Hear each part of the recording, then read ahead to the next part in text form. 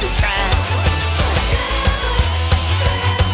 He's a chain-smoking alcoholic sociopath.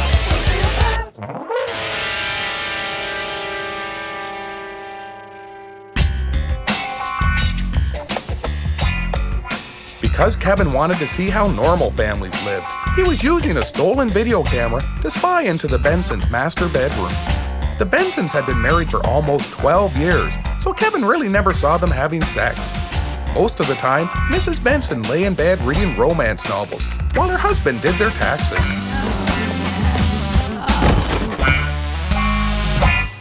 Hey boy, what the hell are you doing? Jesus, I think he's spying on them asshole Bensons. Let me see. Hey, he's just sitting around doing his taxes. Son of a bitch! He's claiming his dental expenses. What's wrong with that? I wouldn't have punched his goddamn teeth out in the first place if I thought I was doing him a favor. You ain't never gonna see no action over there, boy. You should go down to the real porno studios and see how they do it. Maybe if you're good enough, you can work there like your mother did before she joined the rodeo. Oh, stop it! You're embarrassing me. I only made a few films. At least it's better than watching some toothless old prick doing his taxes. Hey, why don't you do something interesting over there, you arseholes? Speaking of taxes, you got a letter from the government last week. You've been using it as a coaster. What's it say? They want to know why you ain't filed a claim in 30 years. They're offering to drop by for a complimentary audit. Fucking tax cops is the worst cops there is. Them's the ones who got Al Capone and gave him syphilis. Kevin wasn't paying much attention. He figured the old man was probably right, and that he'd better learn a bit about the adult film industry if he was ever going to be happy and successful, like Larry Flynn. Holy sweet Jesus, Ma. We gotta find every receipt in the house. Use your head, you fat bastard. They don't give you no receipts when you shoplift. Where do you think you're going? Well, I was just going in to buy some porno. You know, the long weekend's coming up, so I thought I'd invite some friends over, throw back a few beers, and play some pornos. You know, cottage-type stuff. You filthy pig. Don't you know that pornography contributes to the violent objectification of women? How long must we wear the yoke of your beauty myth? How long must we... But you don't understand. I'm gay. I'm going to buy some gay porno. There's no women involved. Oh. Well, in that case, it's okay. Gay people are the only ones who are allowed to have pornography. Oh, well, that's very nice. Thank you.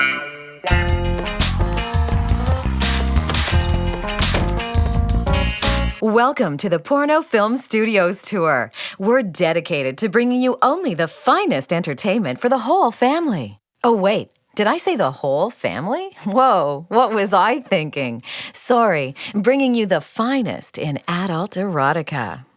Now, some of you might want me to answer the question, what is porn? Ain't it when people are doing it in the pictures so's other people can watch them doing it? In the pictures, like? And some others might want me to answer the question, what is rhetorical? But I'll get to that later. Let's look at this ancient Grecian urn. It has a picture of a man and a woman expressing their passion physically. 2,000 years ago, it might have been called pornography, but today it's called art. Now, let's look at this recent film produced by our studios.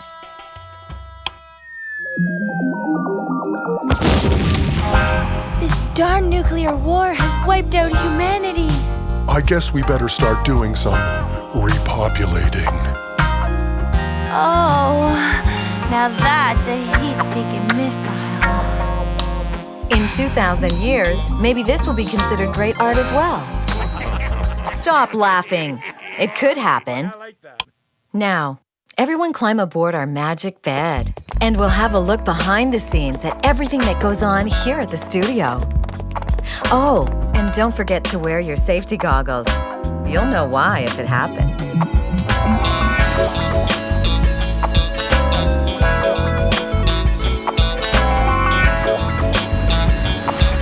Here's where we perform the voiceovers that translate all our films into different languages. For example, right now our voice artists are performing a French version of a recent film for our European market.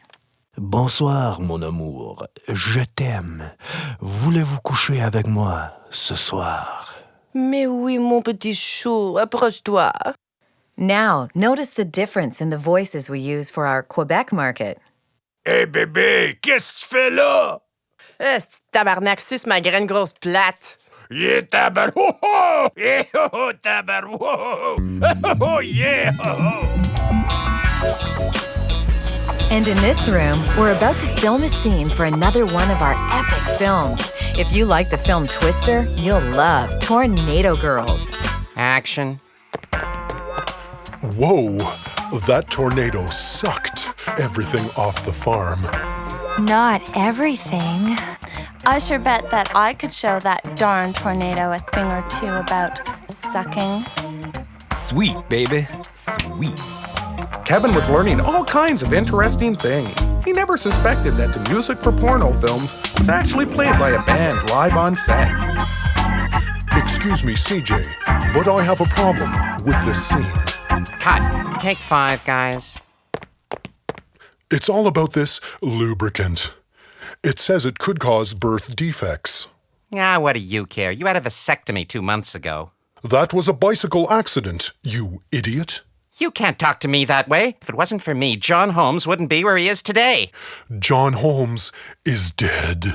Yeah, but he's a legend. Unlike you. You, porn man, are a has-been that never was. Now take off your pants, slap on that lubricant, and start acting like a professional. No one talks to porn man that way. I quit. No, man, you can't. If anyone believes that what we do here is art, if anyone believes in an industry that's honest and respectful, if anyone believes in porn man, then follow me.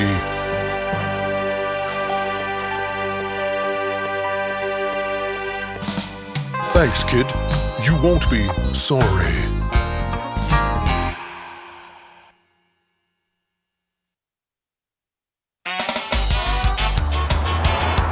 My buddy Charlie's dead. You can help me with my taxes. Absolutely, sir.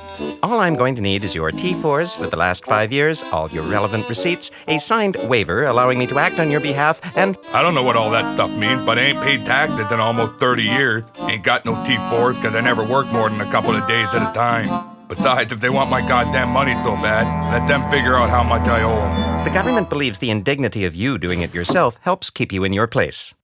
But considering your special work history, or lack thereof, you'll need a T7G special form.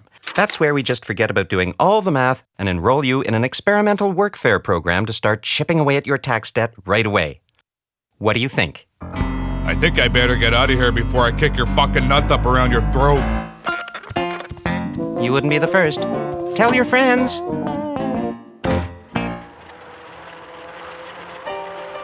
When I was a little boy, I used to dream of being like Clint Eastwood. Walking into a saloon, just a killing and a rubbing out all the bad guys. Well, here I am. I've done a lot of rubbing, but no killing. Kevin told Porn Man to stop being such a big suck. He explained that with his management, they could make their own movies and clean up a nice chunk of change. No more movies, Kevin. I need to prove there's more to Porn Man than just a slight genetic abnormality. I'm going legitimate. I want to sing and act. I want to make people laugh and dance. The next time I drop my pants, it will be for art. Kevin hadn't counted on this. He didn't quite cotton to the idea of busting his hump, trying to get work for a washed-up porn star who refused to do the deed. Don't worry, Kevin. This guy's even dumber than your old man. He can still make us some money. We'll take the receipts and haul ass out of town.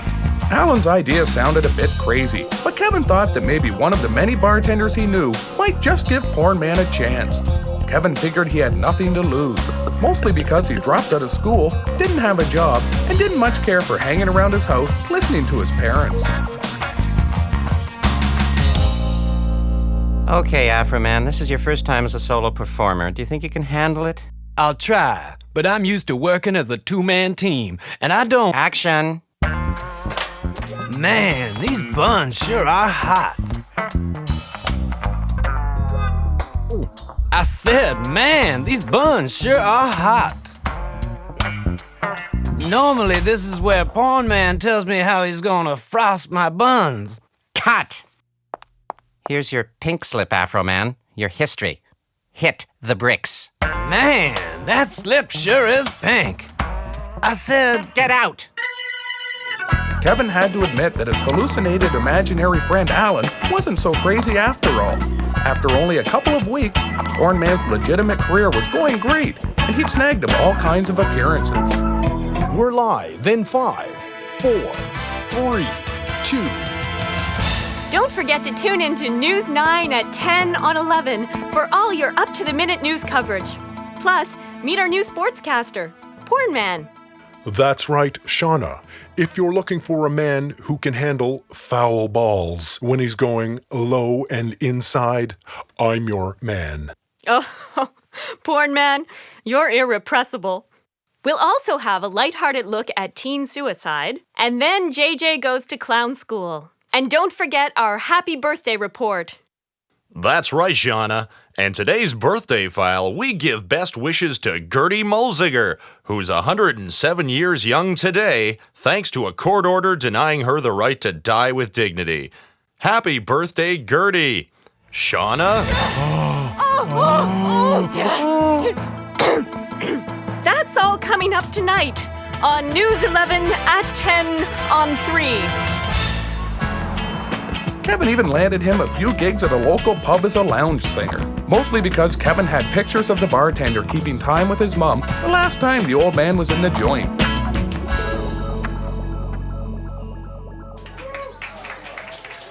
Here's a little tune I call Sweet Lucy, and it's for all you lovers out there at table 3.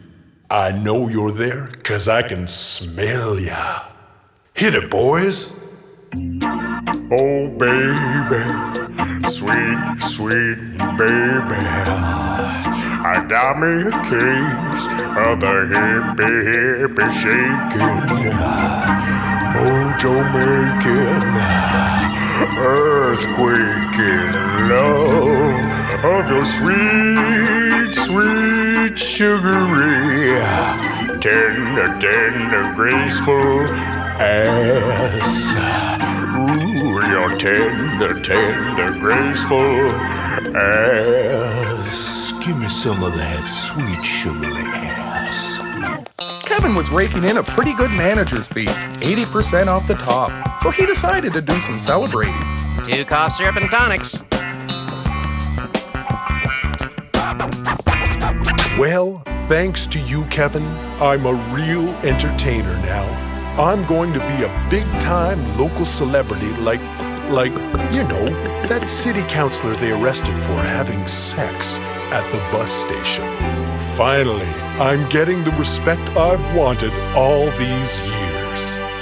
Hey, somebody's got to pay for those, asshole. Soon, Kevin and Pornman were living the frenetic jet-set celebrity lifestyle. They started drinking together and buying hookers. They even ate at fast food drive-thrus every night. This was about the time Kevin realized his life really hadn't changed that much from before. You want creamy thick? I want something thick and creamy. What? That boys. You say you want a thick, creamy chocolate shake? You sound familiar. You're giving me the shakes just listening to ya. What size would you like, sir? What else? Supersized. Pornman! Afroman? I never thought I'd see you again.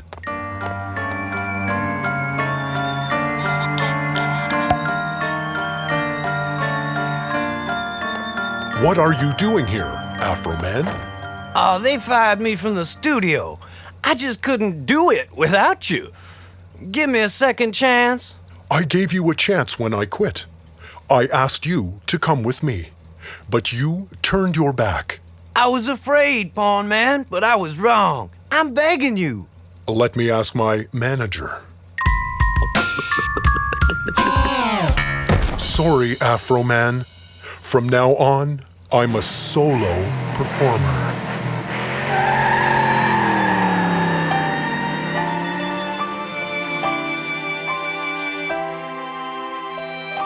Man, these buns sure are hot. Maybe they just need a bit of... Oh, never mind.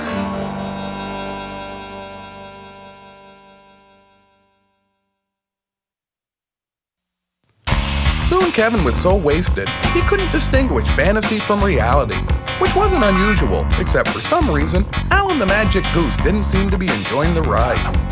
You and me's got a creative difference. We got as much as we're gonna get out of this old porn man, dude. Time to take the profit and cut out. Kevin thought that was a pretty piss-poor attitude, especially since managing Porn Man was Allen's idea in the first place. Do not ever question the authority of Allen the Magic Goose. When Kevin finally woke up, he got a bit paranoid. Something in the air really stank, and he wondered if he'd thrown up on himself again. As it turned out, it was just his old man slapping on some of his best mail-order cologne. Gotta practice looking respectable for the auditor. If it's a woman, I got no problem because she won't be able to resist me. Gotta go now. I gotta get some receipts from the hookers. Kevin, it's my big break. My first audition in community theater came through, and I have a huge part. Kevin said he'd already seen Porn Man's huge part and asked to hear more about the play. It was true. Porn Man had snagged a part in the community theater production of the famous stage musical Hair. Kevin pointed out that this musical had nudity in it. I know, but this is different. This time, I'm taking off my clothes for art. We're very excited to be doing Hair. Such a radical production. So much youthful hubris. Now you do understand that this is a fully clothed version of the play. But Hair is supposed to have a lot of nudity in it. That's the way the script was written. Yes, well, you obviously haven't read the small print on your contract, have you?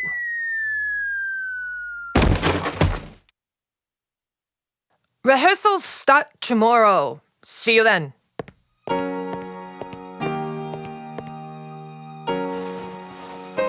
Kevin, I think I'm having an artistic conflict. If I don't take my clothes off, I won't be respecting the artistic integrity of the script. To strip or not to strip? That is the question. Things weren't going so well for Percy either. It turned out the auditor they sent to review his case was a man, so he had to turn to Plan B. I'd like to enter these beer bottle caps as proof of entertainment expenses. We can't accept these. What are you talking about? You can't treat me like this. I did military service for this fucking country. Yes, you served for exactly one morning before assaulting a drill sergeant and looting prescription narcotics from the infirmary. Oh, you got all that, huh? People leave little paper trails everywhere these days, Mr. Spencer. And now, thanks to the internet, we can even find out when you bought your last pair of underpants on March 2nd, 1979. It ain't underwear. It's called Wonderwear. Each pair has a different superhero on it. Bet you can't guess which one I got. It's Captain Destructor! Mr. Spencer, I don't want to upset you, but I believe you're looking at a lengthy prison term, but perhaps we could work something out.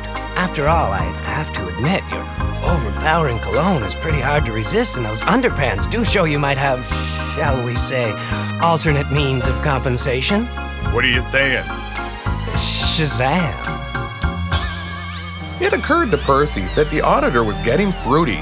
Even though he'd planned on romancing a woman, he started wondering if maybe it wouldn't be worth it after all. Wouldn't be so different from what they do to me in prison anyways. Don't do it, Percy.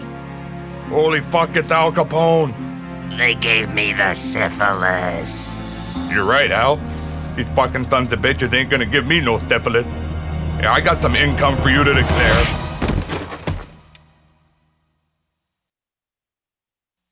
was the day of the big premiere, and everyone who was anyone in the Catholic Teachers Association was there. Ladies and gentlemen, as the president of the Catholic Association of Teachers and Anal Retentives for Acting, I'm proud to present this hippie filth about pot-smoking peaceniks and how Richard Nixon fixed their little wagons. The show's a sellout. We've been wanting to cut the balls off this musical for years. Now it's happened. Thank you, Pornman. What kind of musical is this? This is supposed to be Hair. Those kids don't look like hippies, and you cut out all the stuff about the Vietnam War. My uncle died over there. So sad, so sad. But never mind that now. Just get out there. It's time for your big opener. You must be a very proud manager, Mr. Spencer. Performance art. How compelling. I think it's time to let the sunshine in. To the surprise of everyone, the only opening they were going to see was Pornman's zipper. And he dropped his drawers and reminded the crowd what the Summer of Love was really all about. I ain't seen a tallywhacker that big since Milton Berle whipped it out at the Friars Club. There is no God. Pornman, you were brilliant. Afroman, I was a fool. The legitimate theater is just as slimy as our movies. Let's go home. What did I tell you? This puppy couldn't go the distance. Now, let's make like Jimmy Hoffa and disappear. As usual, Allen was right. And it was really starting to piss Kevin off. So he grabbed the box office receipts from the comatose theater producer, stole a car, and burned rubber for the city limits. The reviews for the play weren't very good, but Kevin didn't care. He had the money, and he still had his video camera. And if that wasn't a recipe for a good weekend in Montreal, nothing was. Why don't you be more careful where you're throwing your trash, you stupid prick? Oh! Careful with that thing, you son of a whore. Holy Christ, okay, I'm moving.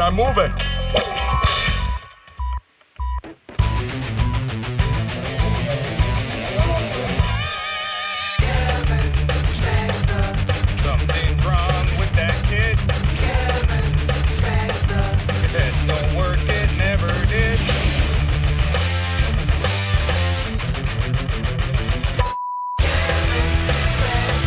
You better not cross his path.